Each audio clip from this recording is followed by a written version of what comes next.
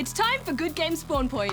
Ready. Coming up on the show, Goose and Gem get crafty in our review of Nintendo Labo.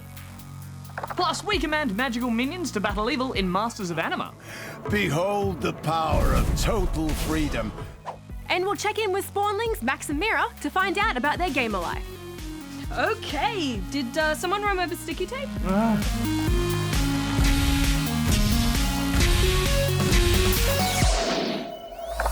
Masters of Anima is an action-adventure game by developer Pastech Games.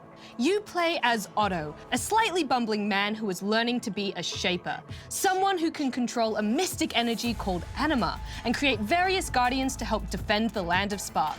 He has to become a shaper to be allowed to marry Anna, his fiancée, who is the powerful and talented Supreme Shaper. But an evil villain named Zar is wreaking havoc on Spark and has taken Anna's essence and split her into 3 parts. So you need to track them down and defeat Zar. I have to say, I didn't dig this story at all. I'm going to find her pieces, put her back together and get as far away from here as we can.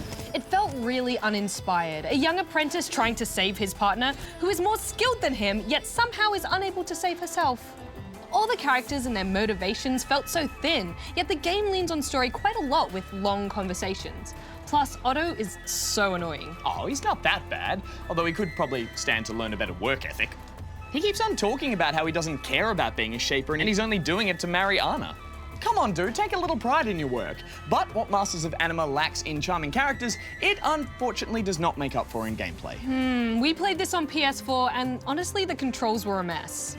You can select groups of guardians by choosing one entire class or by holding triangle and circling them with the thumbstick.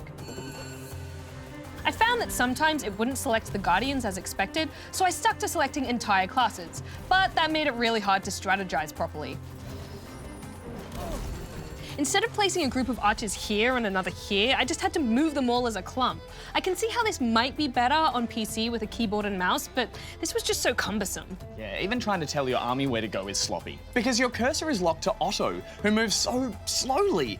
Things do get a bit easier as you get more classes of guardians and as you get more used to the controls, but it never felt fluid or enjoyable, which is such a shame because there are some great ideas on show here. Hello, Rad Goose. Just letting you know there's some gourmet cheese toasties under your seats. Cheese toasties! Hang on, Darren, there's nothing there. Negative, but the idea is there. What? That makes no sense. Just the idea isn't enough. Where's the cheese toasties? Oh, exactly. A good idea isn't enough. You need to see it through with good execution, too. Oh, well, thanks for that awfully disappointing illustration of our point, Darren. You're welcome. He is right, though. Yeah, but now I really want toasties. Me too. As much as I love having a little army to control, and as cool as the different classes are, it's really no good if I'm just struggling to get them into position. Ah, I know what you mean. For example, after you give orders to the group you're controlling, they become deselected, meaning you're constantly having to reselect and fumble about. You also need to press and hold to command all selected units, otherwise it sends one guardian at a time, all while a giant rock golem is smashing you to bits. Goose, I was constantly hitting the wrong button, and I spent most fights just moving my guardians out of harm's way, rather than enjoying the combat. On the plus side, the telegraphing of enemy attacks is really good. You can easily see where they're gonna strike next, and it's satisfying when you can successfully dodge.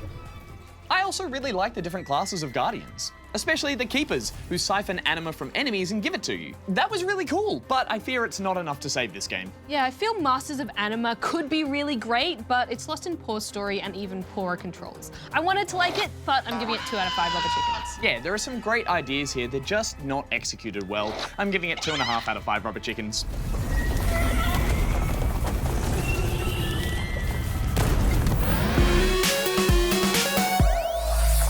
You know, other newsreaders on TV sometimes have a stack of paper they can shuffle. That always looks really cool. Oh, right, we don't have a desk. Anyway, it's time for the scoop. First up, some sad news for Terrarians out there. Are you sitting down? Terraria Otherworld has been cancelled. Originally announced in 2015, Terraria Otherworld was set to be a spin-off of the main game, with added role-playing and strategy set in an alternate dimension of the Terraria universe. But the game had been stuck in development for about 3 years and didn't seem to be progressing as it should have. According to the announcement from Relogic, it became apparent they weren't going to be able to deliver on their original vision for the game within a reasonable time frame, so instead they decided to call it quits. I guess Terraria Otherworld has gone to an other world, the great realm of unmade games in the sky. Next up, a Minecraft skin virus incident. Ew, that sounds itchy. Nearly 50,000 users were affected by Minecraft skins containing malware or malicious software that were recently available for a time through the official website. Some of the malware was designed to reformat hard drives, delete backup data, and system programs. Precious data! Cybersecurity firm Avast, who uncovered the issue, posted photos of some of the affected avatar skins. Ew, they do look pretty shady. The official word is that the issue has now been resolved, but users are encouraged to report anything sus via the Minecraft feedback site. So watch out for any suspicious skin spawnlings and run those virus scans if you've downloaded any skins recently. You don't want to wear any malware. And now an update from the world of robotics. This time, a team from a university in Singapore have unveiled a semi-autonomous pair of robot arms that constructed an IKEA flat pack chair in 20 minutes. Anyone who's attempted putting together a flat pack knows it takes great skill, so these robot arms must be pretty impressive. But roboticists say a fully autonomous furniture building robot is still a long way off. And the question remains, what do robots think of IKEA meatballs? Maybe I'll ask Darren. Finally, in other Minecraft-related news, UK gamers charity Special Effect has developed a new software called iMine, which enables users to play Minecraft with just their eyes. Designed for those with physical disabilities, the program is free to download and use with a Minecraft account. It works in conjunction with compatible eye tracker devices and enables players to interact with an on-screen keyboard-style interface using eye gazing. There's currently different interaction levels based on different abilities. Players can use their eye gaze to select large buttons to walk, fly, mine, and attack. Players who are able to select smaller buttons with their gaze can also unlock more functionality like riding minecarts, building, chat, and selecting from the inventory. I can really see what they're getting at with this one. What a great idea! I'm not sorry. And now for the extra scoop. This week, it's a Nintendo Labo parody, Nintendo Paper. That's Nintendo with an E. The parody video from YouTuber Ryan Higa presents an even more nostalgic and lo-fi alternative to cardboard, paper. Starting out as a commercial parody presenting Nintendo Paper as the next new old thing, it ends with a stop-motion animation tribute to some video game favourites in a battle pitting paper against cardboard. The results may surprise you. And that's the scoop for this week. If you have something you think might make a good extra scoop, send it to us here. I'm a real newsreader now. I'm Mira. I'm Max. And this is our game of life. This is our home, where we live, with our dad and mum. We've been gamers for about since we were 4 years old, I would think. A couple of years. I prefer role-playing games. These are all the main characters from Undertale. I guess what kind of got me into gaming is that sense of not just watching somebody playing it, but you can put yourself in the characters or protagonists' shoes and being able to connect with a bunch of other people. I like to make worlds and build in gaming because you can explore different things and try new recipes that can make new things that you can build with. We play a lot of Minecraft together. We play Roblox a lot together as well, and we like to play Little Big Planet as well together. Yeah. We really enjoy kind of teaming up as like two different characters helping each other.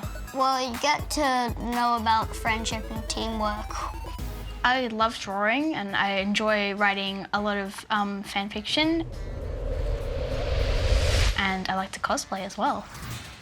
The kind of first time I got into cosplay was when I went to the Comic-Con convention where I dressed up partly as Frisk from Undertale, and it was such fun because I got to go around at the convention and seeing there was so many other people cosplays as like anime and video games, it was just kind of opened my eyes a bit and showed that I can do a bunch more cosplays. How I normally game with my friends on my computer. Hey Rory, you want to play Moon Tycoon? I'll meet you just right in my Tycoon, like right here. I like to game with my friends online because you know these people and you can trust them to help you like get through the levels and build a base so enemies can't get in.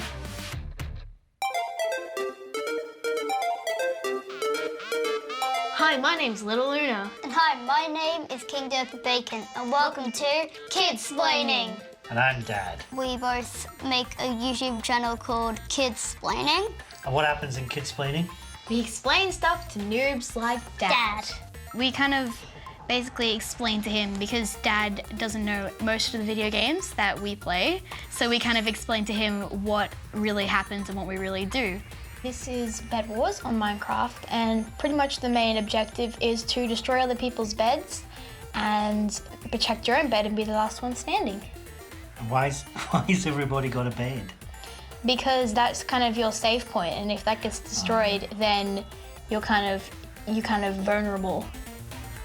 We made this channel because I wanted to teach Dad how to game, and also it's because I always wanted a popular YouTube channel with like over 20 or 60,000 subscribers.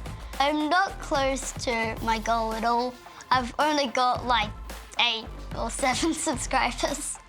We kind of just thought, because most of the stuff that we were talking about, like to each other and to our parents about like the new video games, they had no idea on what we were talking about. So we thought, why don't we explain this to them, but explain it to the other people who might not know what the stuff that we're talking about means either. I've learned from my YouTube channel that my dad is such a noob.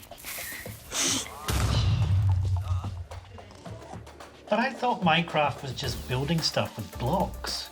I think a lot more parents should kind of learn gaming, because then if they enjoy the context of stuff that we're talking about, then they may even join the games, and that games community will grow even bigger and larger. And it will be fun to kind of like, if it's a multiplayer game, that means the parent and the kid can actually play together knowing what to do and how to act.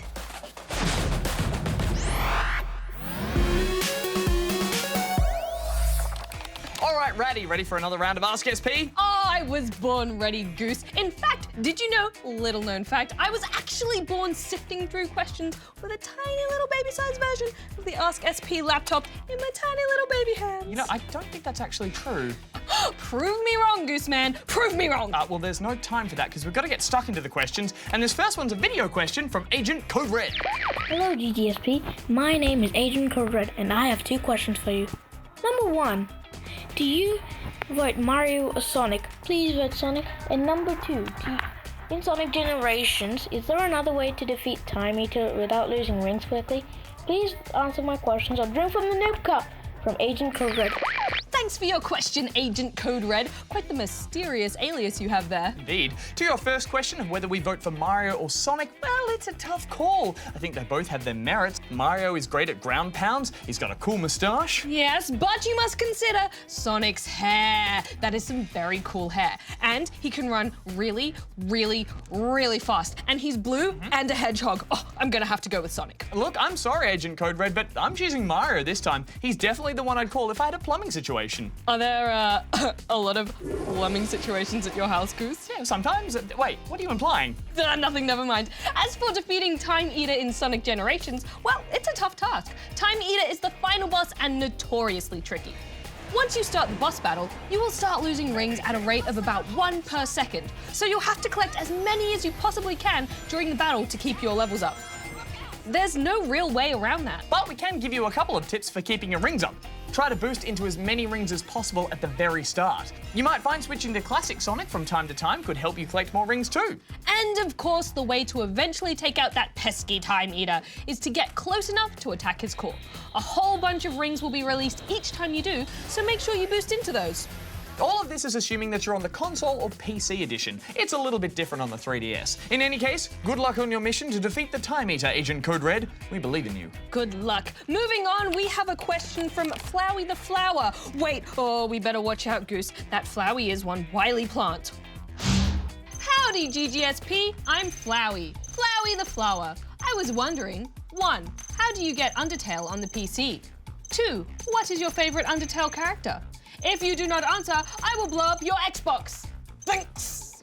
Oh, thanks, Flowey. In answer to your first question about how to get Undertale on the PC, well, if you have the digital game platform Steam installed, you can purchase it there once you've cleared it with your grown-ups, of course. Or you can go directly to the Undertale website and purchase it that way. They'll send you an email containing a link to download the game. If you have any troubles, the frequently asked questions or FAQ section of the Undertale website should be able to help you troubleshoot. As for our favourite Undertale character, look, at the risk of feeling the wrath of Flowey's friendliness pellets, I'd have to say Sans. He's a bit of a prankster and a fan of a pun, as am I. You might say he's a skeleton of pun fun. What about you, Goose? Well, I'd actually say my favourite is probably Sans' brother, Papyrus. He may act like he doesn't like humans, but you know, deep down, he just really wants friends. I like the cut of his jib. Skeleton brothers, high five. Oh, and Undertale is apparently coming to Switch eventually too. Now let's take a look at one last question. This is from a person in a place. Oh. Aren't we all in some ways a person in a place? Hey guys, I was wondering what happened to Darren's old body? Also, what is the strangest bug you found in a game? Now do these. Thanks, a person. I'll just dial Darren in and help him field this one. Greetings! Oh, hey Darren. Hope you're well. Would you like to explain exactly what happened to your body since you uploaded to the cloud? Well, Goose, my robot body, or robody, is still around the GGSP office. Even though I do not currently inhabit it, it has proved most helpful for office pasta lunches, storing cables, and displaying wigs. Yes, such a good wig storage. Will you ever re-inhabit your body again, do you think, Darren? Maybe one day I'll download myself back into my previous hardware, perhaps to run a nostalgia application. But for now, I'm quite happy being unencumbered by any physical limitations. You don't like cucumbers, Darren? Unencumbered, not uncucumbered. It means free, unimpeded, not burdened. I was gonna say, because cucumbers are delicious. In fact, they're my very favourite movie snack. But that's cool. Oh, and what about the strangest bug you found in a game?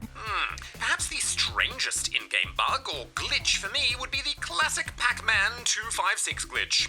When you reach level 256 of the original Pac-Man arcade game, the system cannot compute due to a memory limitation. The right side of the screen then becomes a delightful jumble of letters and numbers.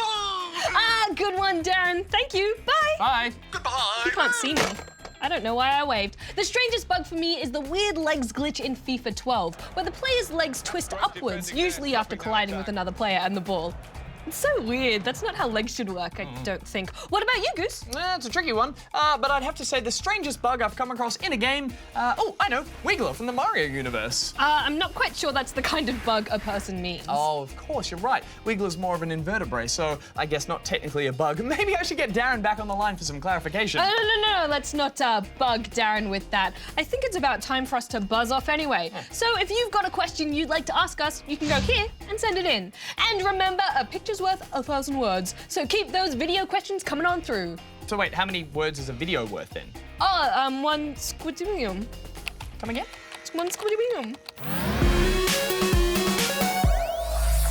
The latest brainchild from Nintendo is here, and it's called Labo, a hybrid of gaming, construction, coding, and cardboard. Goose, I don't know what I expected to come out of such an odd mashup, but what we've got here is one of the most unique and unconventional experiences I've ever had with a cardboard box. Indeed. While this is technically a video game, some assembly is required.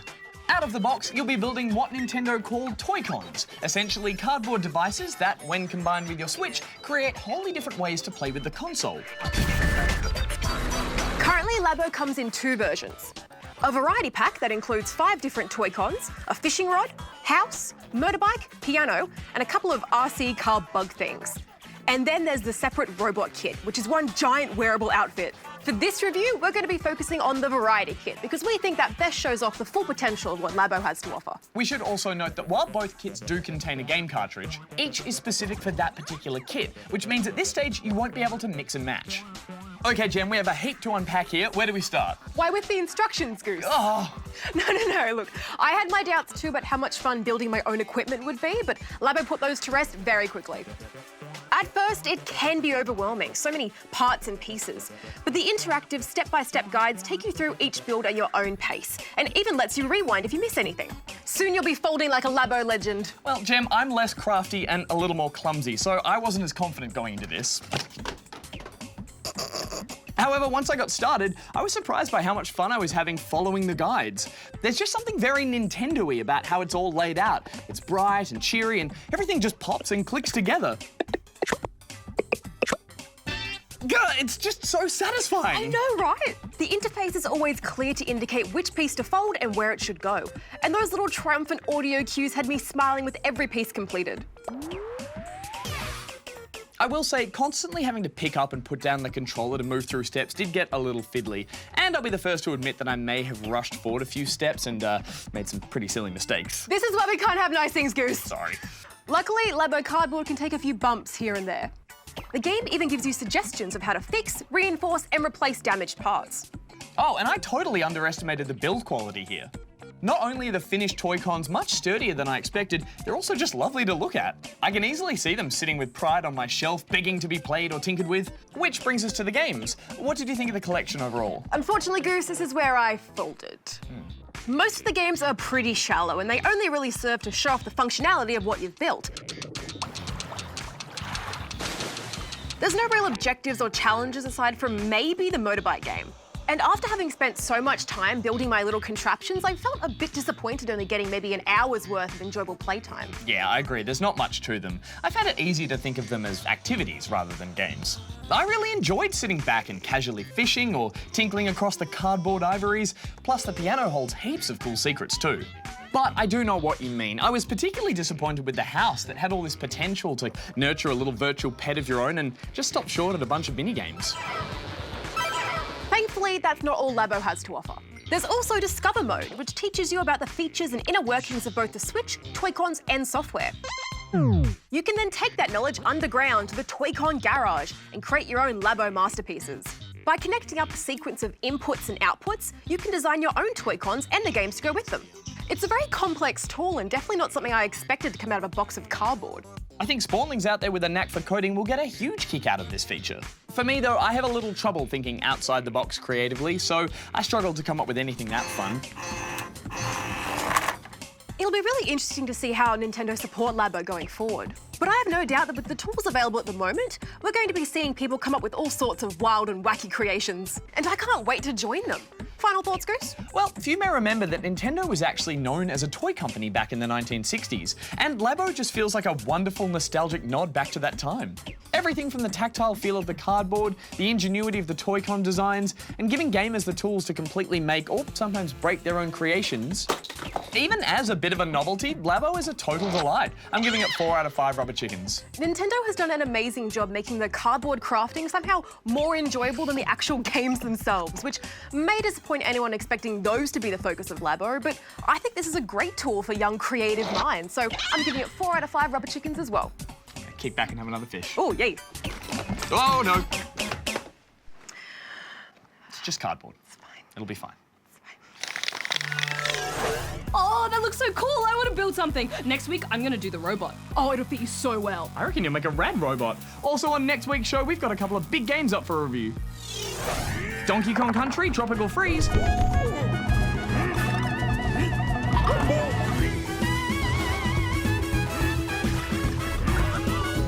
And Harry Potter Hogwarts Mystery.